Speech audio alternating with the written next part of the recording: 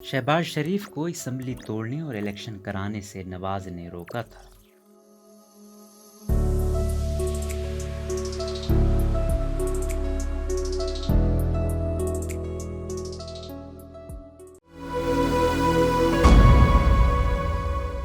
साबिक वज़ीर आज़म नवाज शरीफ ने इंकशाफ किया है कि उन्होंने मई 2022 के दूसरे हफ्ते में शहबाज शरीफ को बतौर वज़ीर आज़म इस्तीफ़ा देने और नए इलेक्शन का रास्ता हमवार करने के लिए कह दिया था, लेकिन फिर इमरान खान की जानिब से हुकूमत मुखालिफ लॉन्ग मार्च के ऐलान के बाद हमने डट जाने का फैसला किया और मैंने शहबाज शरीफ को फ़ोन करके हिदायत कर दी कि हम हुकूमत जारी रखेंगे और हम इस्तीफ़ा नहीं दे रहे। नवाज शरीफ ने यह इंकशाफ मारूफ एंकर पर्सन और सहाफ़ी जावेद चौधरी के साथ लंदन में बिलमुशाफा गुफ्तगू में किया। बड़ी ईद के दूसरे रोज नवाज शरीफ के लंदन दफ्तर में होने वाली मुलाकात का हाल बयान करते हुए जावेद चौधरी बताते हैं कि मियाँ साहब के लहजे की गुफ्तगी बरकरार थी, वो मजाक भी कर रहे थे और अपने मखसूस शर्मीले अंदाज में हंस भी रहे थे। वो बताते हैं कि मेरे एक सवाल पर नवाज शरीफ ने तस्लीम किया कि मैं चाहता था इमरान अवामी दबाव के जरिए फारिग हो और हम उसके खिलाफ तहरीक अदम एतमाद ना लाएं, लेकिन बदकिस्मती से हमें दूसरे ऑप्शन पर जाना पड़ा। बकौल मियाँ साहब, मैं नए इलेक्शन चाहता था और हुकूमत नहीं बनाना चाहता था। जब 3 अप्रैल को सुप्रीम कोर्ट ने सो मोटो लिया तो हमारा ख्याल था अदालत नजरिया ज़रूरत के तहत नए इलेक्शन का ऐलान कर देगी, लेकिन अदालत ने असम्बली तोड़ने का फैसला रिवर्स कर दिया और यूं हमें 11 अप्रैल को अचानक हुकूमत बनाना पड़ गई। लेकिन मैं हुकूमत बनाने के बाद भी नए इलेक्शन की तरफ जाना चाहता था।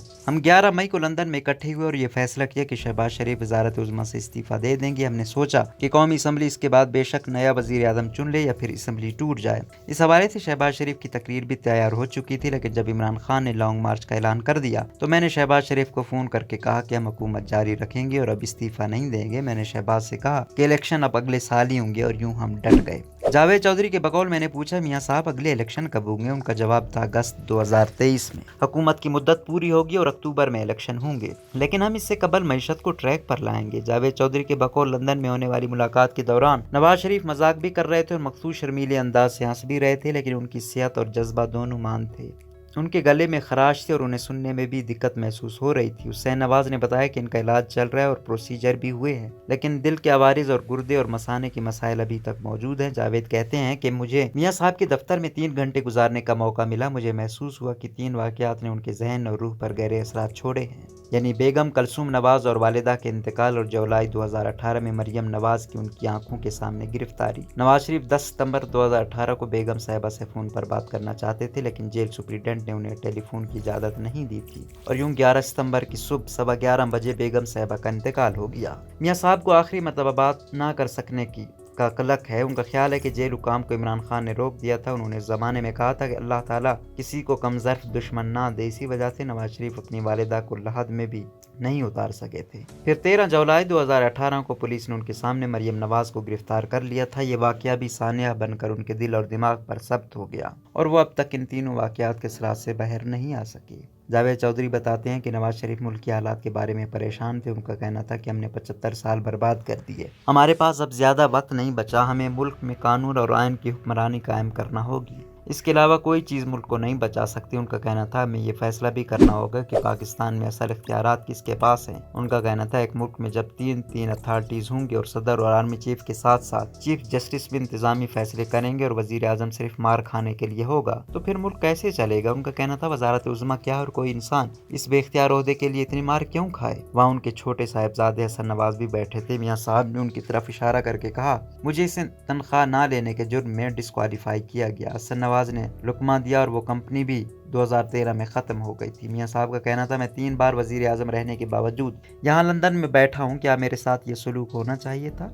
सीनियर साफ़ी का कहना है कि गुफ्तगू के दौरान मियाँ साहब बार बार मुझसे ये पूछ रहे थे, क्या आप बताएं हम पीछे क्यों जा रहे हैं, इंडिया की 2 कंपनियों का रेवेन्यू पाकिस्तान के टोटल रेवेन्यू से ज़्यादा क्यों है और बांग्लादेश हमसे आगे क्यों निकल रहा है। मैंने उनसे पूछा आप बताएं वे फॉरवर्ड क्या है, हम मुल्क को मसाइल से कैसे निकाल सकते हैं। इस पर मियाँ साहब ने जवाब देते हुए कहा कि आप इस बारे मुझसे ज़्यादा अच्छी तरह जानते हैं। जावेद चौधरी बताते हैं कि इसहाक डार भी मेरी नवाज शरीफ से होने वाली लंदन मुलाकात में मौजूद थे। मैंने उनसे पूछा कि आप कब वापस आ रहे हैं। उनका कहना था कि इंशाल्लाह जुलाई के आखिर में, लेकिन लेकिन मैं चाहता हूँ कि मैं इश्तिहारी के स्टेटस के साथ मुल्क में कदम न रखूँ, लिहाजा मेरे वकला सुप्रीम कोर्ट से दरख्वास्त कर रहे हैं कि मेरे खिलाफ केसेस गलत हैं। 3 साल से मेरा पासपोर्ट भी ख़त्म हो चुका था, मैं आना भी चाहता तो नहीं आ सकता था, मेरा इलाज भी होता रहा, मेरे पास तमाम दस्तावेज़ात भी मौजूद हैं, लिहाजा अदालत मेरा इश्तिहारी का स्टेटस ख़त्म कर दे। मुझे अगर अदालत से मेरा यह हक मिल गया तो ठीक, वरना मैं भी चौधरी तनवीर और बाबर गौरी की तरह आकर अदालत से जमानत करवा लूंगा, लेकिन आऊँगा ज़रूर। सीनियर सहाफ़ी ने सकदार से पूछा कि क्या ये बात दुरुस्त है कि जनरल कमर जावेद बाजवा की बतौर आर्मी चीफ तकर्रुरी आपने कराई थी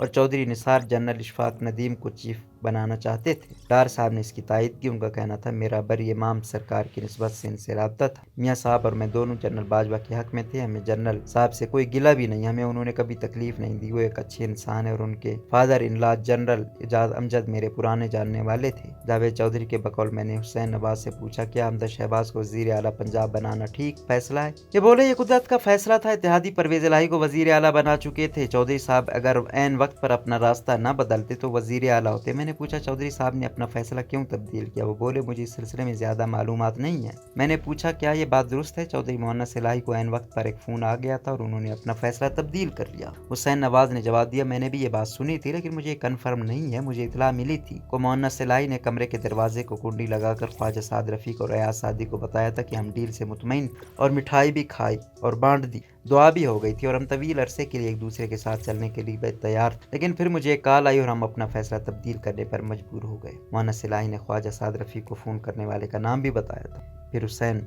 नवाज मुस्कुराए और फिर कहा कि आप ख्वाजा साद रफीक या मोहन्नस इलाही से तस्दीक करें, मैं सियासी मामला से मुकम्मल तौर पर बाहर हूँ, कारोबार करता हूँ और ज़्यादा वक्त सऊदी अरब रहता हूँ। रोजनामा कुदरत की वीडियो देखने के लिए अभी YouTube चैनल पर सब्सक्राइब करें और बेल आइकन पर भी क्लिक करें।